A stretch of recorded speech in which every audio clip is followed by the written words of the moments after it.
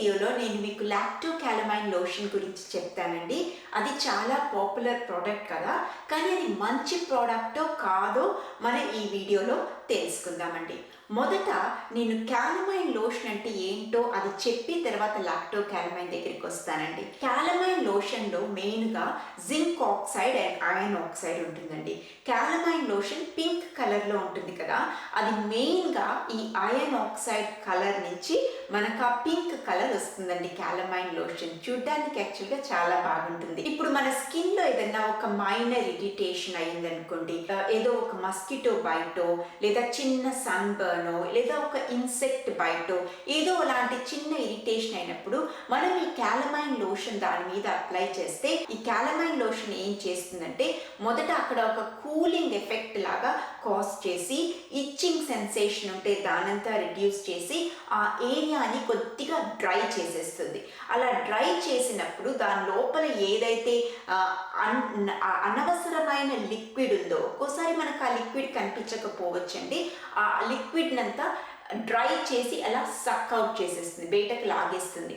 అలా చేసినప్పుడు ఆ ఏరియా త్వరగా హీల్ అవుతుంది. అందులో ఉన్న లిక్విడ్ యాక్చువల్గా హీలింగ్ని ఎప్పుడు కొంచెం డిలే చేస్తుంది, లేట్గా చేస్తుంది.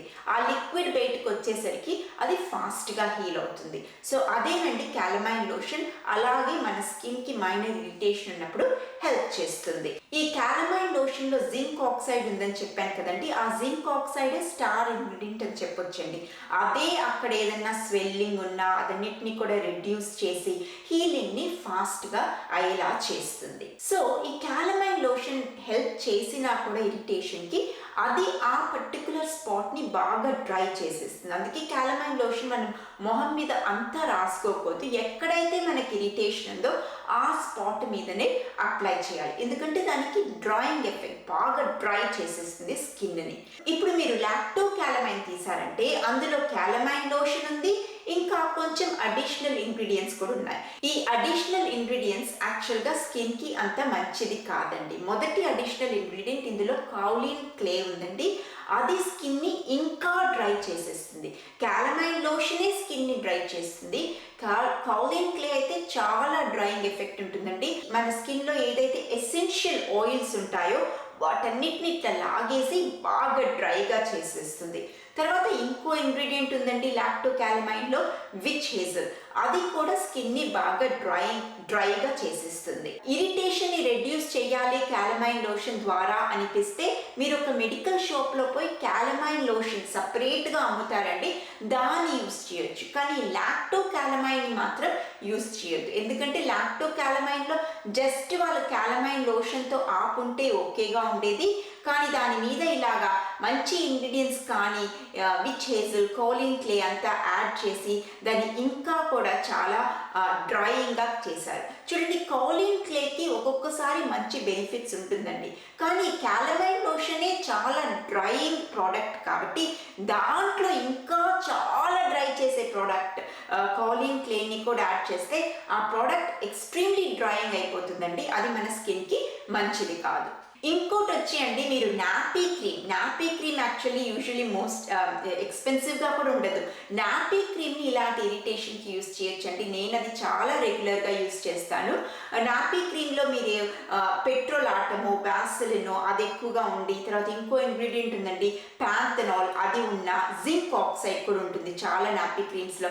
అలాంటి నాపీ క్రీమ్ని యూస్ చేసి మీరు స్కిన్ షెల్ఫ్లో పెట్టుకొని ఎప్పుడు మీ స్కిన్ కొంచెం డ్రైగా అయిపోయిందో లేదా కొంచెం ఇరిటేషన్గా ఉంది అనిపిస్తుందో అప్పుడు మీరు ఆ నాపీ క్రీమ్ని యూస్ చేయొచ్చండి. అది యాక్చువల్లీ బెస్ట్ ఆల్టర్నేటివ్. ఈ లాక్టో క్యాలమైన్ లోషన్లో 2 కేటగిరీస్ ఉందండి. ఒకటి వచ్చి ఆయిలీ స్కిన్ అని చెప్పారు, ఇంకోటి వచ్చి డ్రై స్కిన్ కండి.